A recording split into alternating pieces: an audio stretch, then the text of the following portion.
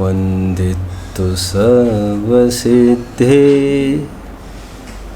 ध्रुवमचलमणोवमं गदिं पते वोचामि समयपाहुड मीणमोसुद केवली भणिदम् नमः समय साराय स्वानुभूत्या चकासते चित्स्वभावाय भावाय सर्वभावान्तरच्छिदे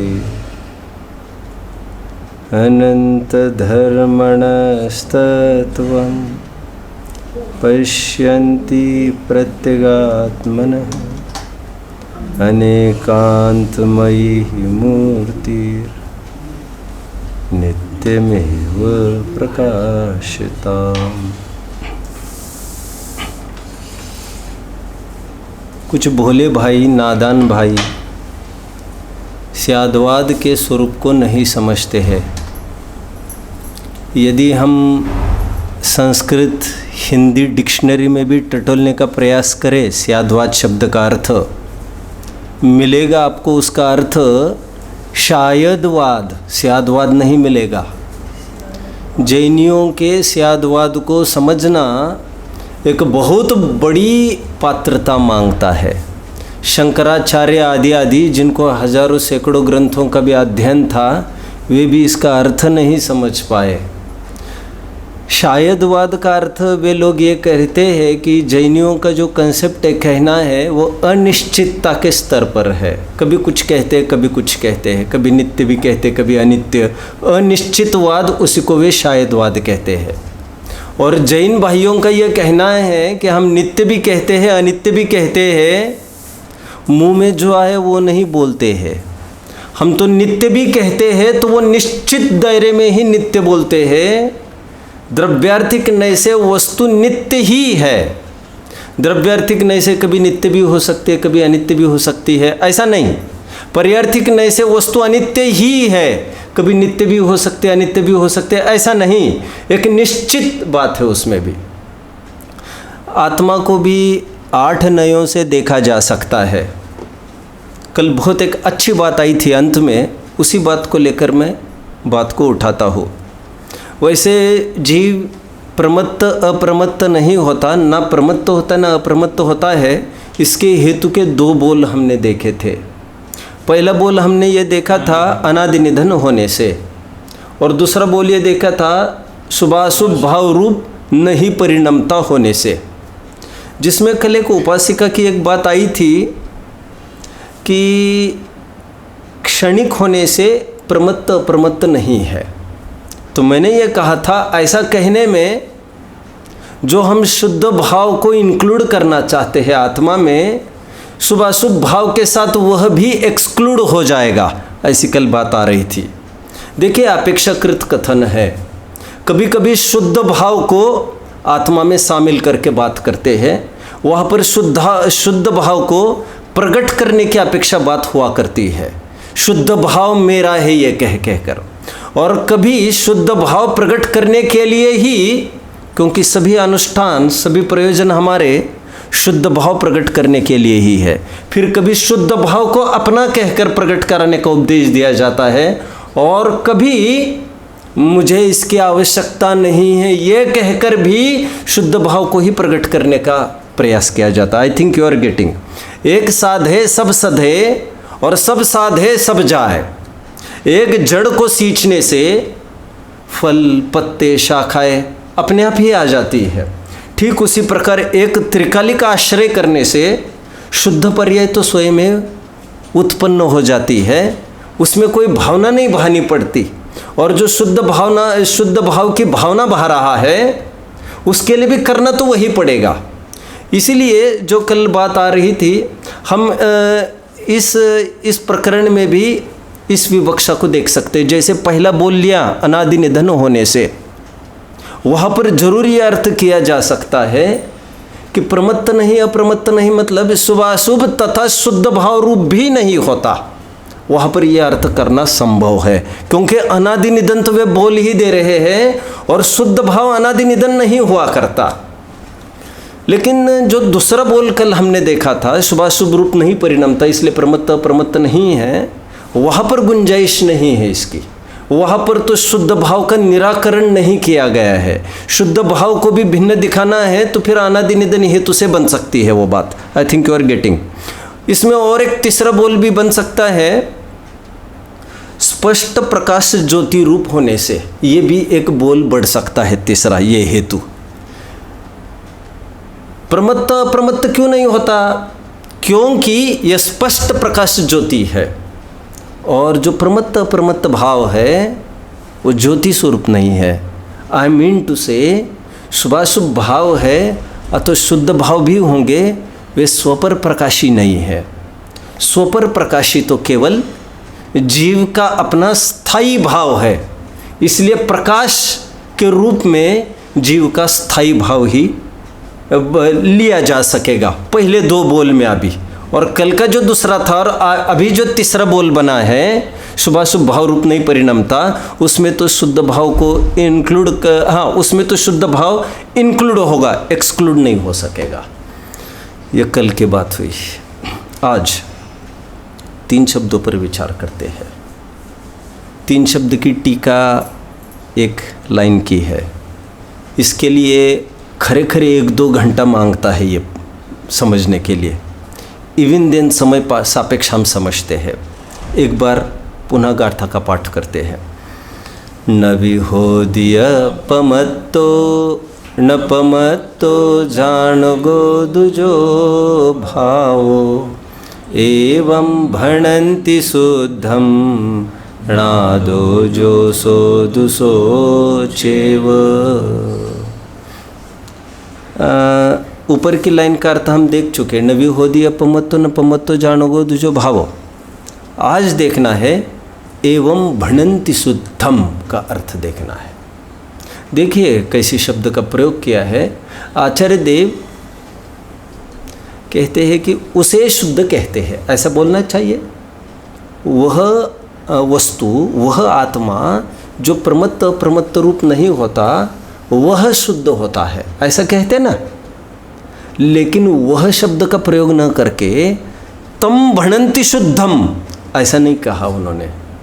एवं भणन्ति शुद्धम, और यहाँ पर एवं का अर्थ इस प्रकार। उसे एवं का एक अर्थ संस्कृत में खास तौर पर और भी होता है, और यहाँ पर एवं मतलब इस प्रकार, अगेन अगेन। जनरली क्या बोला जाता है, जीव प्रमत्त नहीं अप्रमत्त नहीं और इसीलिए वह शुद्ध है।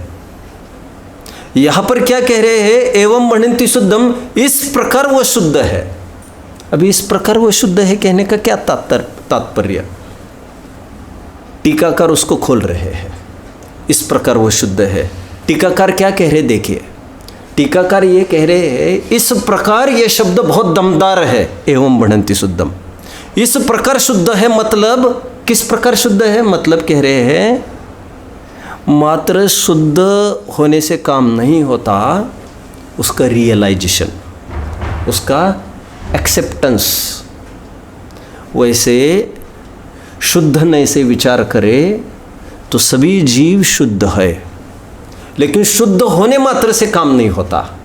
यहाँ पर आज ये कह रहे हैं शुद्ध का रियलाइजेशन जो करता है उसके लिए शुद्ध है। गेटिंग कितनी सुंदर बात कही है। अगेन अगेन, जैन धर्म किसका है? नारे लगाते हैं। जैन धर्म किसका है? जैन धर्म किसका है? नारे लगाते ना, स्लोगन्स लगाते हैं। महावीर जयंती के दिन जब भी फेरी बनती है क्या कहते हैं? जैन धर्म किसका है? बोलो। एक जन भी नहीं बोल सकता, खत्म हो गया क्या सब? फेरी वाले बच्चे दूसरे हैं। उत्तर में एक पक्ष ये कहता है, एक जन तो ये बोलता है जैन धर्म किसका है, जैसे जीवो और जीने दो, ये तो आप बता पाएंगे। जैन धर्म किसका है? तो बहुत बड़ा ग्रुप ये कहता है जो पाले उसका है। ये बहुत प्रचलित स्लोगन है और लगभग ये स्लोगन सब जगह होता है। बहुत अच्छा स्लोगन है, बहुत अच्छा स्लोगन है। जैन धर्म किसका है? जो पाले उसका है। ऐसा सुनते समय हमें ये लगता है, लगभग सबको ही लगता होगा कि और भी जो नॉन जैन्स है वे इसको अपना माने तो वो भी इसमें हो सकते हैं। ऐसा कोई हम किसी से भेद नहीं कर रहे, ऐसा लगभग सब मानते हैं। लेकिन विरला ही कोई ऐसा समझता होगा जैन कुल में जन्म कर भी, जन्मना जैन होने पर भी जो कर्मणा जैन नहीं है वो जैन धर्म उसका नहीं है। आज ये बात फिर वहीं पर आकर टिकी है। जैन धर्म किसका कह रहे? जो पाले उसका। शुद्ध है आत्मा, लेकिन किसको? जो उसको शुद्ध अनुभवे उसको।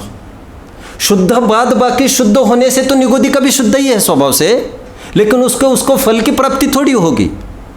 अरे पाकर खोया भगवान, तुमको तो होना न होना बराबर है।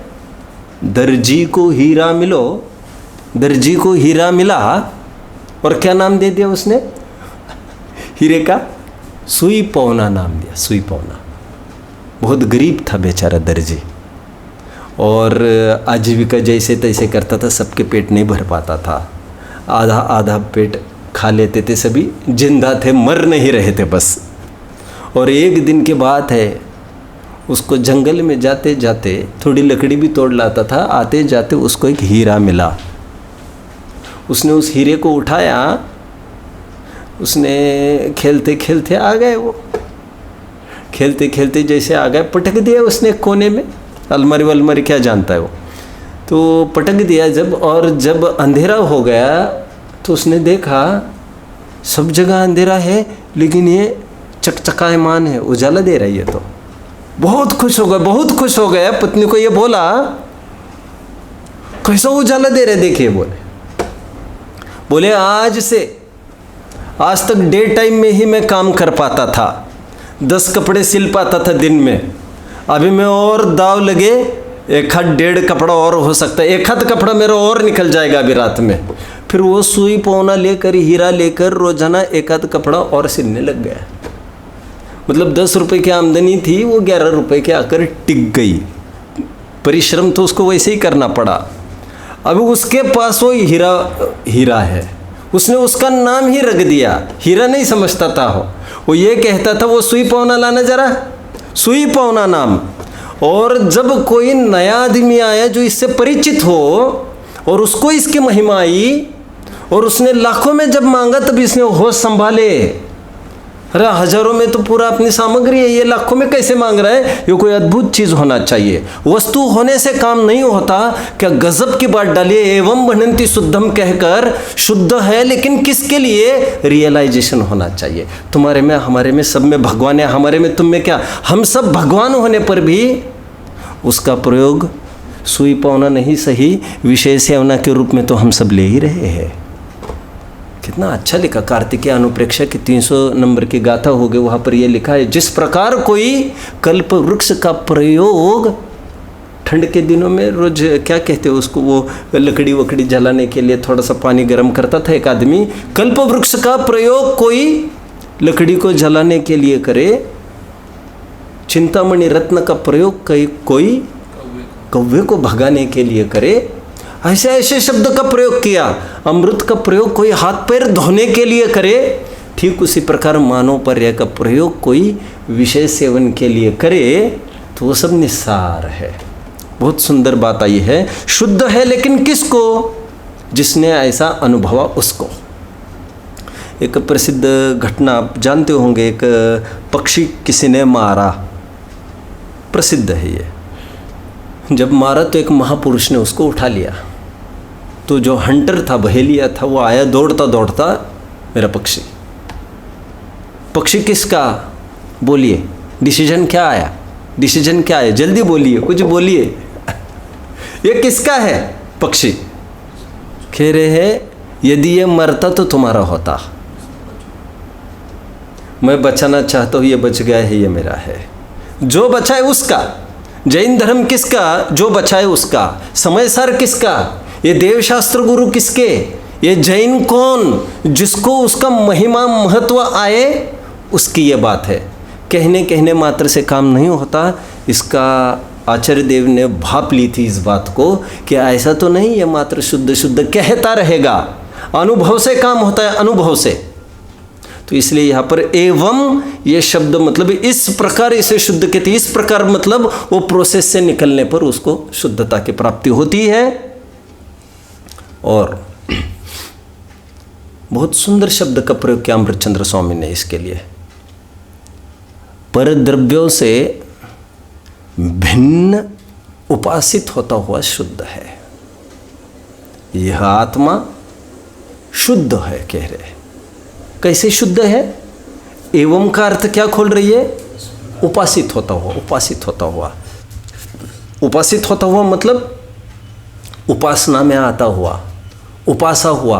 उपासना का विषय जो हो रहा है उस समय में वो शुद्धता को प्राप्त हुआ ना, उसके लिए वो शुद्ध है। जिसने शुद्धता का लक्ष्य किया उसके लिए शुद्ध है, जिसने लक्ष्य ही नहीं किया उसके लिए क्या मतलब है शुद्ध होने का भी? उसको क्या, जिसको फल ही नहीं है उसको शुद्ध अशुद्ध होना बराबर है, बेकार है। क्या शब्द का प्रयोग किया? भिन्न उपासित होता हुआ। भिन्न बचे हुए शेष अनंत द्रव्यों से भिन्न उपासित होता हुआ शुद्ध है। इसके कुछ अर्थ करूंगा मैं अभी। पहले अमृतचंद्र स्वामी की उतनी सी लाइन को हम पढ़ लेते हैं। देखिए क्या कह रहे हैं। वही समस्त अन्य द्रव्यों के भावों से, गेटिंग, वही समस्त अन्य द्रव्यों के भावों से भिन्न रूप से उपासित होता हुआ शुद्ध कहलाता है। गेटिंग? बहुत सुंदर संस्कृत इसका तो लगभग सबको याद रहता है। एव एष अशेष द्रव्यांतर भावेभ्यो भिन्नत्वेन उपास्यमानः शुद्ध इति अभिलप्यते। भिन्न उपासित होता हुआ शुद्ध है। अब इसके दो अर्थ करूंगा। जनरली यह अर्थ किया जाता है कि इस प्रकार शुद्ध है। किस प्रकार शुद्ध है यह आत्मा? पर द्रव्यों से भिन्न उपासित होता हुआ, मतलब पर द्रव्यों से भिन्न जाना। और पर द्रव्यों के भावों से, अभी पर द्रव्यों के भावों से मतलब क्या लेना, इसके लिए दो अर्थ कर रहा हूं मैं। पर द्रव्य और पर भाव। पर द्रव्यों के भावों से, पर भाव मतलब जैसे पुद्गल पर द्रव्य है तो उसका भाव क्या है? स्पर्श रस गंध वर्ण। पर भाव का एक अर्थ ये हो गया। पर द्रव्यों के भावों से, पर द्रव्यों के भावों से भिन्न अनुभव में आता हुआ, उपासित होता हुआ मतलब अनुभव में आता हुआ, ऐसे भेद विज्ञान रूप स्वानुभूत्या चकासते, वो शुद्ध है। एक अर्थ ये।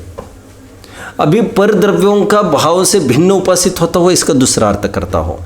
पर द्रव्यों के भाव नहीं लेना, पर द्रव्य के निमित्त से उत्पन्न हुए अपने में जो भाव है, शुभाशुभ भाव, उससे भिन्न उपासित होता हुआ। गेटिंग? सेकंड मीनिंग मैंने किया। अभी तीसरा अर्थ में करता हूं, तीसरा अर्थ करता हूं। दो अर्थ मैंने अभी तक किए, जिसमें पहला अर्थ ये कहा कि पर द्रव्यों से ही भिन्न भाव, पर द्रव्य और उसके भाव। और दूसरे अर्थ में मैंने किया पर द्रव्य और उसके निमित्त से उत्पन्न होने वाले हमारे भाव, मतलब हमारे अंदर बैठे हुए राग द्वेष, इसको भी कहेंगे परभाव। टोडरमल जी ने इस लाइन का प्रयोग किया निश्चयाभासी को संभालने के लिए। निश्चयाभासी भटका है और राग द्वेष में प्रवृत्ति कर रहा है, तो वहाँ पर उसको ये बताया, तुम शुद्धपने का अनुभव करते हो रे निश्चयाभासी, क्या तुम जानते हो शुद्धपने की अनुभूति क्या होती है? तो वहाँ पर उसको अर्थ ये किया टोडरमल जी ने, शुद्ध दो प्रकार से होता है। वैसे तीन प्रकार से होता है, थोड़े दिन पहले कहा था। एक शक्ति अपेक्षा से शुद्ध, एक द्रव्य अपेक्षा से शुद्ध और एक पर्याय अपेक्षा से शुद्ध। शक्ति अपेक्षा से शुद्ध का अर्थ कहा था कि सामर्थ्य होना, ताकत होना, शुद्ध होने की भविष्य में कभी। अभी उसकी बात नहीं। टोडरमल जी उसको यह समझाते हैं, एक द्रव्य अपेक्षा शुद्धता होती है, एक पर्याय अपेक्षा शुद्धता होती है।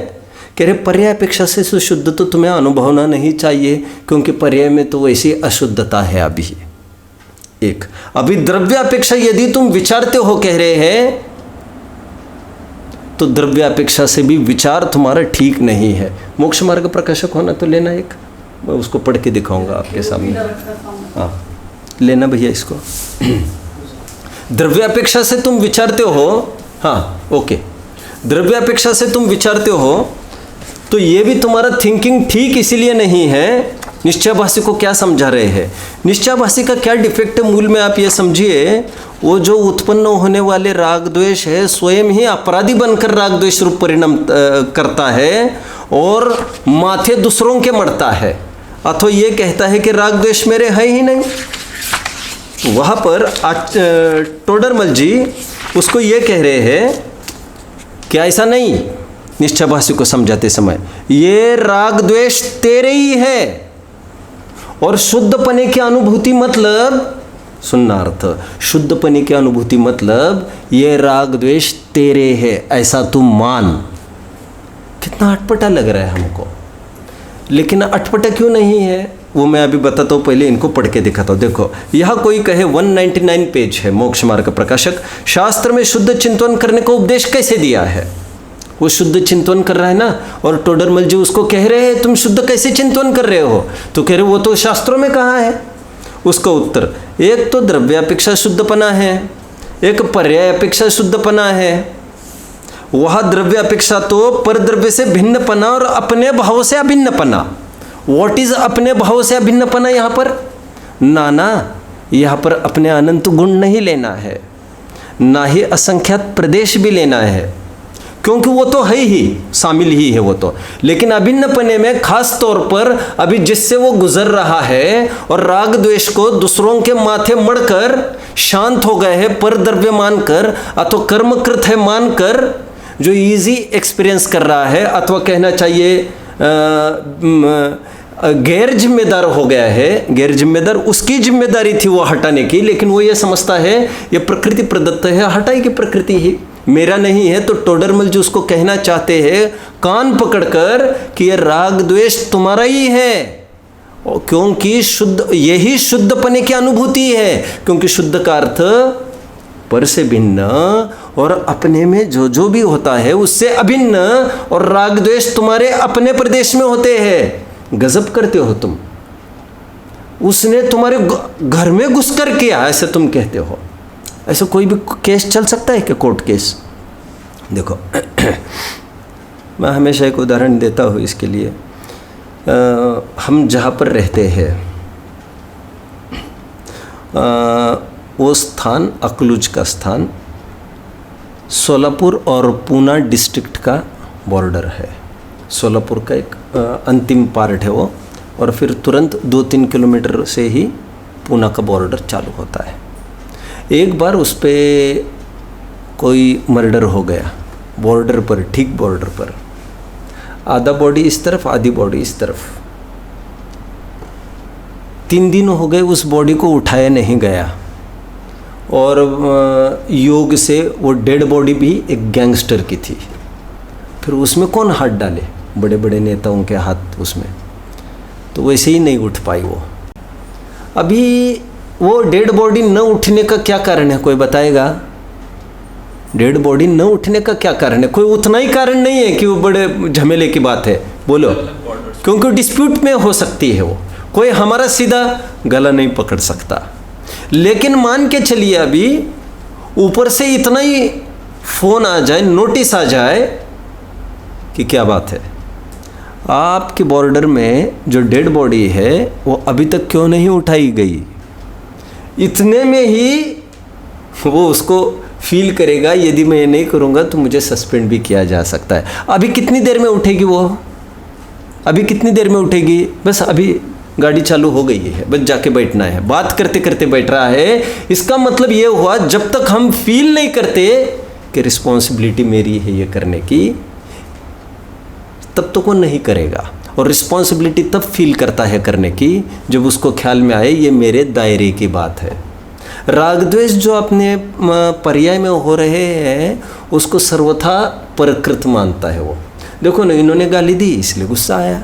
तो अभी तक देखो सब हम वैसे कभी गुस्सा करते, वैसे कभी दिखे? अभी इन्होंने हमको धक्का दिया तो हमको होगा।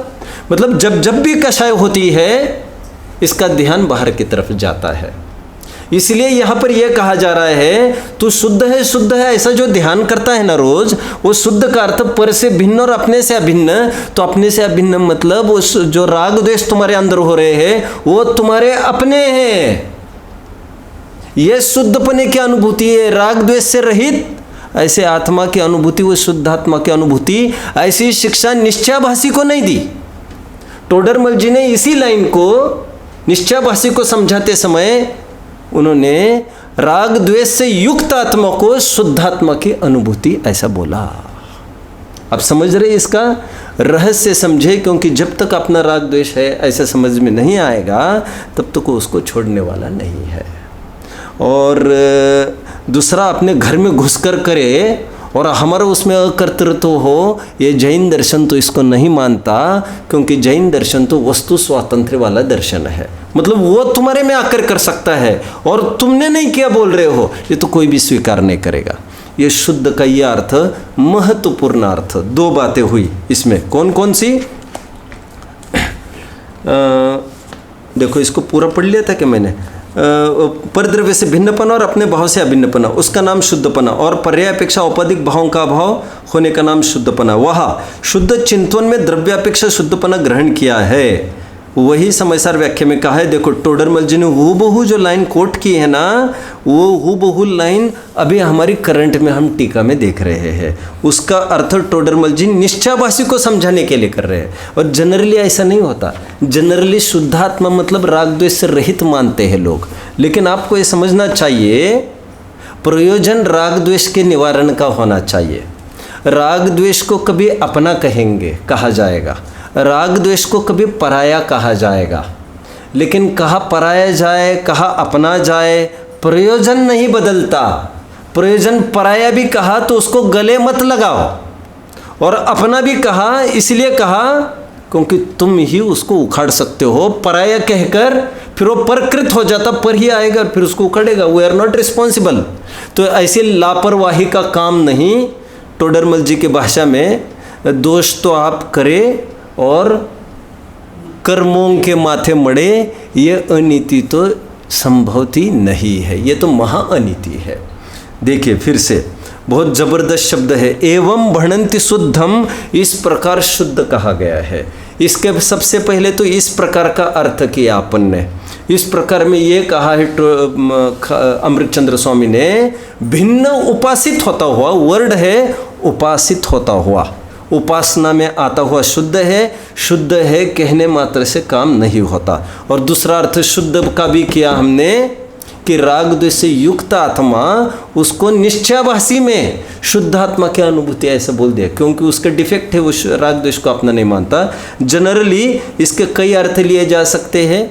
यदि उसको पराया भी कोई मानता है, क्योंकि अपने से अभिन्न कहा है, वो अपना कहा है, तो इसलिए राग द्वेष को परद्रव्य के साथ ही रखे, तब भी वांदा नहीं। निश्चयाभासी में ऐसा नहीं किया, लेकिन और कुछ भी करे प्रयोजन बदलता नहीं। प्रयोजन दोनों तरफ राग द्वेष को हटाने का ही रखा जाता है। टोडरमल जी ने एक बहुत अच्छी बात कही। इसलिए जैन शासन में कुछ भी कहो, कभी ऐसा कहो कभी वैसा कहो, सब चलेगा। प्रयोजन में दगेबाजी नहीं होना चाहिए। प्रयोजन एकदम चुस्त होना चाहिए वीतरागता का।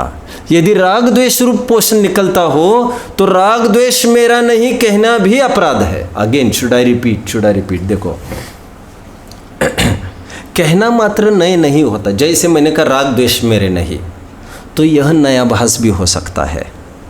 और कोई ये कहे राग द्वेष मेरे है, तो ये भी सम्यक नए हो सकते हैं, क्योंकि अभिप्राय ठीक होना चाहिए। इसलिए ज्ञाता के अभिप्राय को नहीं कहा है। अज्ञानी कुछ भी बकता चले तो उससे नए नहीं होता। Again should I speak one more thing. चक्रवर्ती 6 खंड की विभूति को अपना कहता है, वह भी नए है उसका। लेकिन मिथ्या दृष्टि ये कहता है कि परमाणु भी मेरा नहीं है, वह उसका नया भास है। लेकिन कहता, क्योंकि कहता तो ये जाता है परमाणु मेरा नहीं है, और मानता सब कुछ है। राम राम जपना पराया मान अपना। और तद्विपरीत चक्रवर्ती कहता सबको अपना है, मानता किसी को अपना नहीं है। और जो यथार्थ माने अपना स्वरूप, ज्ञाता तो वही होता है। और ज्ञाता के ही अभिप्राय को नहीं कहते हैं, वक्ता के अभिप्राय को नहीं कहते, ज्ञाता के अभिप्राय को नहीं कहते हैं। ये भी लाइन अपनी पूरी हुई। और भिन्न उपासित होता हुआ का मैंने कहा, इसके लिए उदाहरण भी दिए। जो शुद्धपने की अनुभूति करता है उसके लिए शुद्ध है, जो अनुभूति नहीं करता उसके लिए शुद्ध नहीं है। आगे बढ़ते हैं और थोड़ा। णादो, इतने शब्द का अर्थ विचारते हैं अभी। बहुत गजब के है ये। और क्या है, सतसैया के दोहरे जैसे नावक के तीर, देखत को छोटे लगे और घाव करे गंभीर। इतना सा शब्द है णादो। अब णादो का क्या अर्थ करते हैं आचार्य देव? देखो, आचार्य देव अर्थ कर रहे हैं ज्ञात। णादो, व्हाट इज णादो? णादो इज प्राकृत वर्ड, उसका संस्कृत होगा ज्ञात। और उसका अर्थ टीकाकार ये कर रहे हैं, ज्ञात मतलब क्या?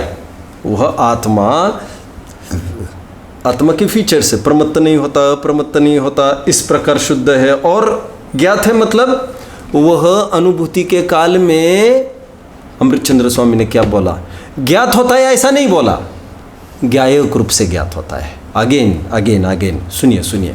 जनरल लोक में यह टोन चलती है, जो दिखता है वो परद्रव्य है, जो देखता है वो मैं हो, ऐसा जनरल टोन चलता है लोक में। लेकिन यहाँ पर एक नई टोन को इम्प्लीमेंट किया है। यहाँ पर आचार्य देव ये कहते हैं कि जो देख रहा है वो तो मैं हूँ ही, लेकिन जो देखने में आ रहा है वो भी पर नहीं, वो भी मैं ही हूँ। इसलिए यहाँ पर ये कहा, अच्छा देखो, आत्मा है ना, आत्मा ये डबल रोल वाला है। वो तो फिल्म्स होती है ना जो डबल रोल कर जाते हैं। कभी कभी ऐसे कोई स्टेज परफॉर्मेंसेस होते हैं जिसमें लड़का और लड़की दोनों का रोल एक ही जना अदा करता है, और बड़ी सफाई से, किसी को पता न चले। और यहाँ पर भी इतनी सफाई से काम चल रहा है कि संपूर्ण विश्व गेय है। लेकिन हमारी आत्मा है ना, वो दोनों काम करती है, वो ज्ञायक भी है और गेय भी है। क्योंकि गेय तो ये सामान्य गुण है, ये तो छह द्रव्य में है प्रमेत्व गुण, लेकिन जानना ये मेरा विशेष गुण है। इसलिए प्रवचन सार में जब गेय तत्व प्रज्ञापन अधिकार लिखना चालू किया आचार्य देव ने, वहाँ पर गेय तत्व प्रज्ञापन अधिकार में प्रारंभ में ही उन्होंने दो खंड बनाए। जनरली क्या लगता है, एक ज्ञान और एक गेय। ऐसा बोलते समय जनरली क्या लगता है, ज्ञान मतलब मैं, गेय मतलब ये कहकर तो ये मानने में क्या आपत्ति, या ये मानने में बड़ी आपत्ति ये है, मतलब इनको जानना और मैं जानने वाला, जानने में आने लायक ये पदार्थ है। अरे भैया, जानने में आने लायक ये महामहिम पदार्थ है, ये ज्ञायक के साथ साथ गेय भी है। खरेखर तो यही गेय है, इसी को ज्ञान का गेय बनाओ, डबल रोल। जानता भी है और जानने में भी आता है। आचार्य देव ने क्या शब्द का प्रयोग किया यहाँ पर?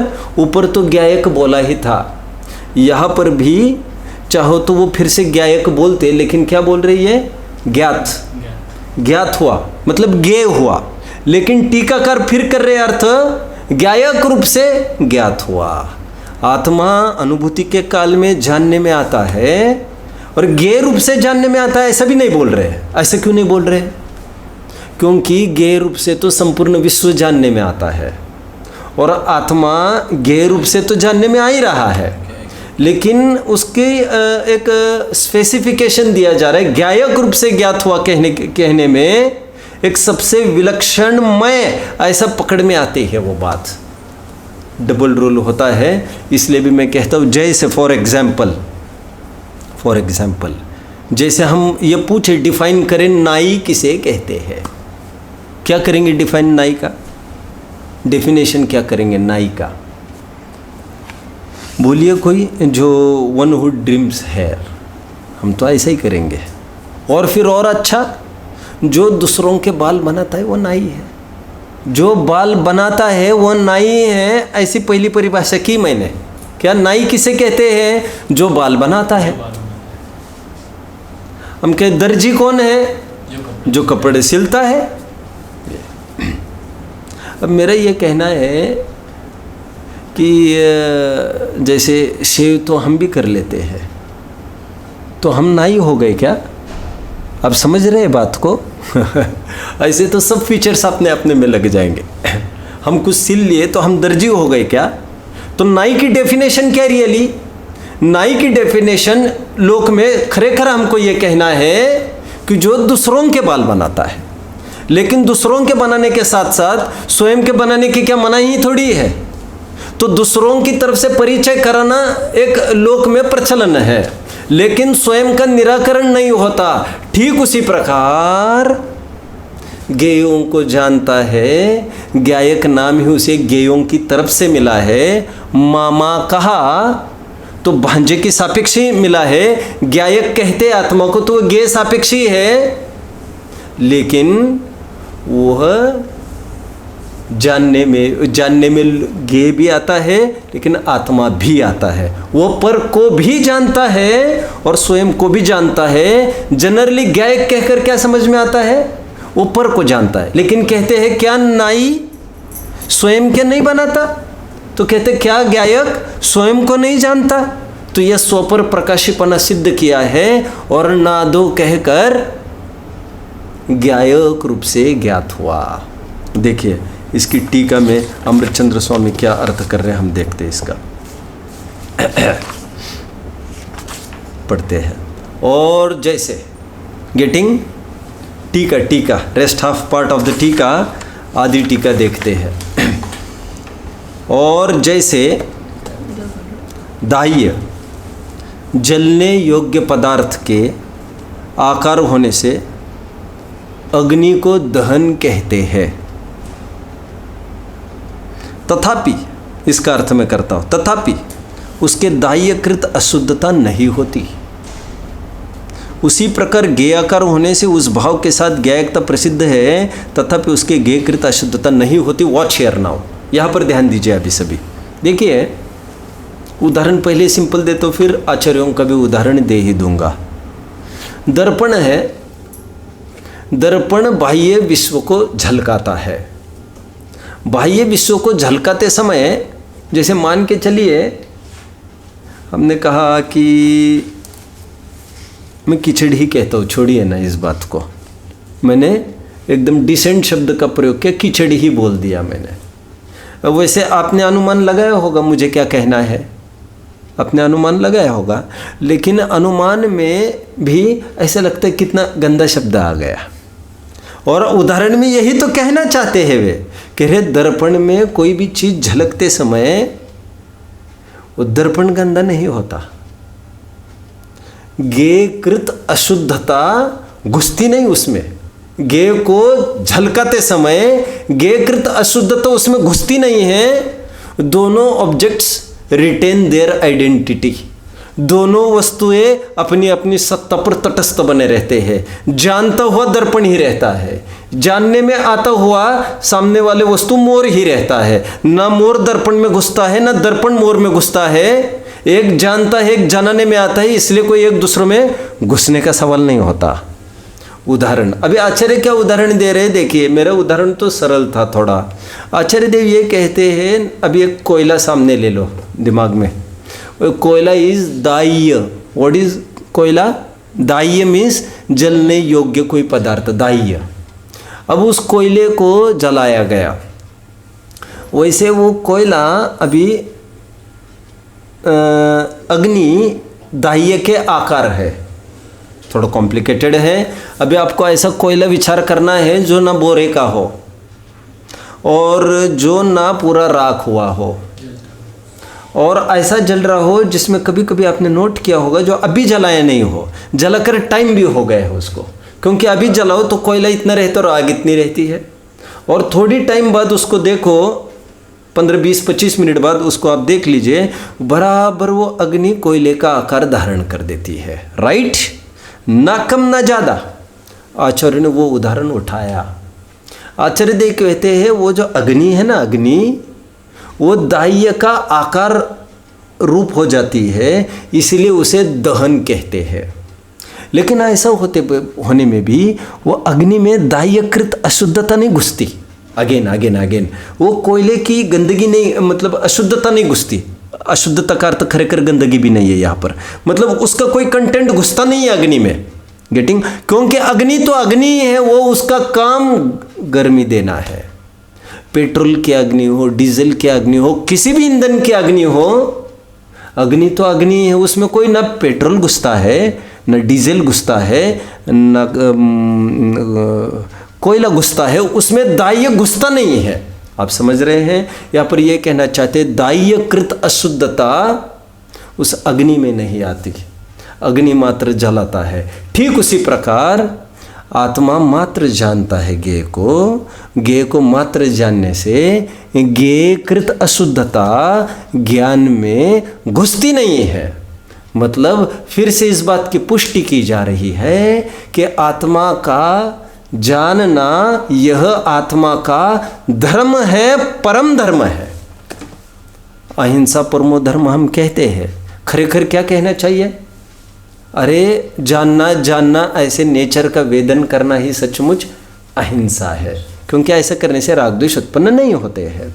ये देखिए आचार्य का फिर से उदाहरण, और जैसे दाह्य जलने योग्य पदार्थ के आकार होने से अग्नि को दहन कहते हैं, तथापि उसके दाह्यकृत अशुद्धता नहीं होती।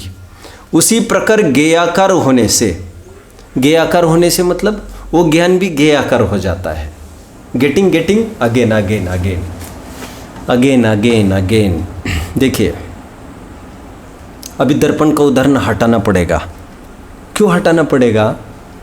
क्योंकि दर्पण का उदाहरण उस प्रकार हो रहा है जैसे अभी जलाया हुआ कोयला। नहीं समझ में आ रहा है आपको? नहीं समझ में आ रहा है। कोयला है इतुसा और अग्नि है इतनी, उसी प्रकार दर्पण है इतना और वो मोर है इतना। वो कोई दर्पण मोर के आकार का थोड़ी हो गया है, नहीं हुआ।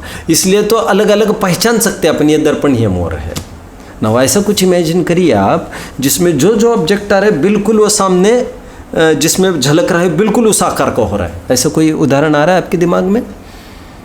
ऐसे कोई उदाहरण आ रहा है? Very good.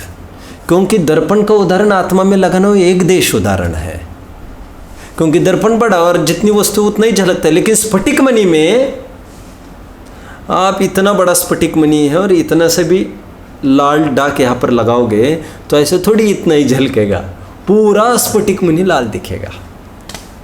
उसी प्रकार जो भी ज्ञेय झलकता है आत्मा में ना, तो ऐसे थोड़ी है कि इतना सा ज्ञेय है तो इस पार्ट में झलकेगा, सामने यहाँ पर झलका होगा इस आत्मा के, ऐसा नहीं। पूरा आत्मा उसका आकार धारण करता है। उसका आकार धारण करता है मतलब उस रूप होता है, ऐसा नहीं। हमने कब सोचा था कि दर्पण मोर रूप होता है अथवा स्फटिक मणि उस डाक रूप होता है? उस आकार रूप होता है, मतलब उसको प्रतिबिंबित करता है, उसको झलकाता है। तो कहते जिस प्रकार वो दहन दाह्य के आकार का होने पर भी दाह्यकृत अशुद्धता तो उसमें आती नहीं, उसी प्रकार वो ज्ञान ज्ञेयाकार होने पर भी, ज्ञेयाकार मतलब ज्ञेय को जनाने पर भी, ज्ञेयाकार होना मतलब ज्ञेय को जनाने पर भी, और आकर तो इमेज बनता ही है ज्ञेय जैसा यहाँ पर। लेकिन कच्चा मटेरियल फोड़ के देखो इसमें तो क्या मोर निकलेगा क्या दर्पण में? दर्पण को हम कहेंगे ये क्या है? अच्छा ये क्या है? कहेंगे ये मोर है। अच्छा ये क्या है? इसको भी कहने को मोर कहने में दिक्कत नहीं है हमको, लेकिन कच्चा मटेरियल फोड़ के देखेंगे इसको थोड़ी आँच आएगी तो मोर फड़फड़ने वाला नहीं है फड़फड़ने उसका मालिक वाला है। कौन? दर्पण के जो मालिक होगा। मोर तो अपनी जगह है।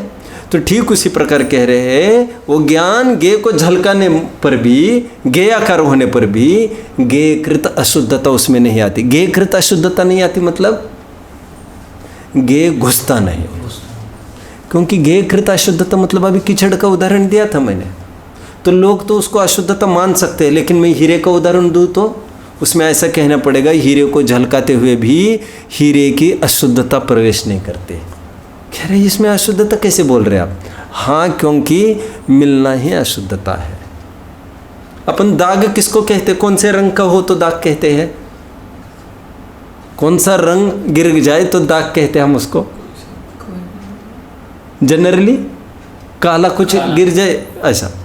लेकिन क्या काले कपड़े पर सफ़ेद कुछ छींट पड़ जाए तो क्या उसको दाग नहीं कहा जाएगा? तो ठीक उसी प्रकार गेयकृत अशुद्धता का तात्पर्य कोई कीचड़ की ही गंदगी की बात नहीं है, वो हीरे की भी अशुद्धता, यहाँ पर गंदगी के अर्थ में है ही नहीं अशुद्धता। अशुद्धता मतलब मिलना, और ऐसा मिलना नहीं होता दो द्रव्यों का। ये पढ़ लेते हैं। और जैसे दाह्य के आकार होने से अग्नि को दहन कहते हैं, तथापि उसके दाह्यकृत अशुद्धता नहीं होती, उसी प्रकार ज्ञेयाकार होने से उस भाव के साथ ज्ञायकता प्रसिद्ध है। तथापि उसके ज्ञेयकृत अशुद्धता नहीं है, क्योंकि ज्ञेयाकार अवस्था में जो ज्ञायक रूप से ज्ञात हुआ, आ गया ज्ञायक रूप से ज्ञात हुआ का क्या रहस्य है? इसमें उपासित होता हुआ गजब का शब्द आया था। अभी ज्ञायक रूप से ज्ञात हुआ, ये गजब का शब्द है, मतलब ये अनुभूतिवाचक शब्द है ये सब। What is pandit? How will you define pandit? Who is a pandit? अच्छा, नॉलेज। और आगे बोलो। जिनको ग्रंथ के बारे में बहुत जानता। अच्छा। जनरली क्या कहेंगे? One who imparts knowledge. Pandit वो होता है जो सबको उपदेश देता है, लेकिन परमार्थ पंडित वो है जो स्वयं को उपदेश देता है। और ग्रंथों में भी यो जानति स पंडिता। पंडित किसको कहा? जो अयम आत्मा शरीरेषु, इस शरीर में आत्मा विराजमान है, मैं विराजमान हुआ, ऐसा जो जानता है वही पंडित है। लेकिन पंडित इतना टर्म ऐसा हो गया कि अरे पंडित मतलब जो, अरे पंडित, हर एक पंडित दूसरों को बाद में समझाता है, सबसे पहले अपने को ही समझाता है। पंडित की परिभाषा क्यों नहीं बदली जा रही है? पंडित की परिभाषा should start from teaching ourselves. क्यों कोई भी मैं लाइन बोलता हूँ उसके पहले क्या मेरे ज्ञान का ज्ञान नहीं बनती? तो आपको कहने के पहले मैं मुझे कहता हूँ। परमार्थ पंडितपना ये है। यहाँ पर क्या अर्थ किया जा रहा है? तो कह रहे ज्ञान ज्ञेय को जानने के पहले स्वयं को ही जानता है, इसलिए ज्ञायक रूप से ज्ञात हुआ। तो कहते हैं दीपक पर को प्रकाशता है, तो क्या स्व को प्रकाशता नहीं? क्या स्व को प्रकाशने के कारण भी दीपक ही है, पर को प्रकाशने के कारण ही दीपक नहीं है। उसी प्रकार ज्ञायक जो टर्म है, that is not just to know others, कि दूसरों को जानता है, इसलिए वो स्वयं को जानता है, जान सकता है, जानना चाहिए, इसीलिए भी उसका नाम ज्ञायक है। को दूसरों को जानने के कारण बहुत सारे उदाहरण हो गए, दर्जी वगैरह का इसीलिए दिया था। दूसरों को ही जानता है इसलिए ज्ञायक नहीं है, स्वयं को भी वो जानता है। जानता हुआ जानने में आता है, निरंतर आ रहा है और जानने में आता है। बस देखिए, राग द्वेष करता हुआ जानने में आना बात अलग, ज्ञायक रूप से जानने में आना बात अलग। ज्ञायक रूप से जानने में आने में सफलता है हमारी, क्योंकि उसी दर्पण पर ज्ञेय का भी आकार है और दर्पण भी है, उसको ज्ञेय आकार से भिन्न दर्पण देखना सफलता है। अब समझे? नहीं तो वो ठगाया ही जाएगा। वो तो दुकान में गया और दर्पण खूब देख रहा है, वो दर्पण इसलिए नहीं देख रहा है कि स्वयं का भांग पट्टी करे, वो तो दर्पण की सफाई देख रहा है, वहाँ पर उसमें इमेज भी झलक तो रही है। आप समझ रहे हैं? इमेज को हटाया नहीं जाएगा जिससे आप क्वालिटी नाप सको उस दर्पण की। अरे क्वालिटी नापने के लिए इमेज तो जाना ही चाहिए ना। ठीक उसी प्रकार ज्ञान पर ज्ञान में ज्ञेय जैसा आकार बना, ज्ञेय आकार बना, लेकिन सफलता इसमें है उस ज्ञेय आकार के काल में। वहाँ पर तो दर्पण बड़ा था तो समझ पाते थे, यहाँ पर तो जितना ज्ञान है उतना ही ज्ञेय झलकता है, लेकिन वहाँ पर ज्ञेय नहीं अनुभव करके ज्ञान अनुभव करना। जब जीव क्रोध करता है ना तो सर्वांग क्रोध हो जाता है और ज्ञान का ज्ञेय क्रोध हो जाता है उस समय में। लेकिन ज्ञान का ज्ञेय क्रोध होते समय में भी उसका बैकग्राउंड पूरा ज्ञानमयी है। ऐसे ज्ञान को जो ऊर्ध्व करता है तो कहते वो ज्ञायक रूप से ज्ञात हो, वो आत्मा का अनुभव का दावेदार है, वो मोक्ष मार्गस्थ जीव है। बड़ी आध्यात्मिक टीका है इसकी। देखिए आगे, क्योंकि ज्ञेयाकार अवस्था में जो ज्ञायक रूप से ज्ञात हुआ वह स्वरूप प्रकाशन की, स्वरूप को जानने की अवस्था में भी दीपक की भांति कर्ता कर्म का अनन्यत्व होने से ज्ञायक ही है। स्वयं ही कर्ता और स्वयं ही कर्म, स्वयं ही ज्ञाता और स्वयं ही ज्ञेय। मैं ही ज्ञाता हूँ, मैं ही ज्ञेय हूँ। अभी आज कौन बनाएगा भोजन और कौन खाएगा? आज मैं ही बनाऊंगा और मैं ही खाऊंगा, ऐसा नहीं हो सकता क्या? स्वयं जानने वाला है, इसलिए स्वयं करता और अपने को जाना, इसलिए स्वयं ही कर्म।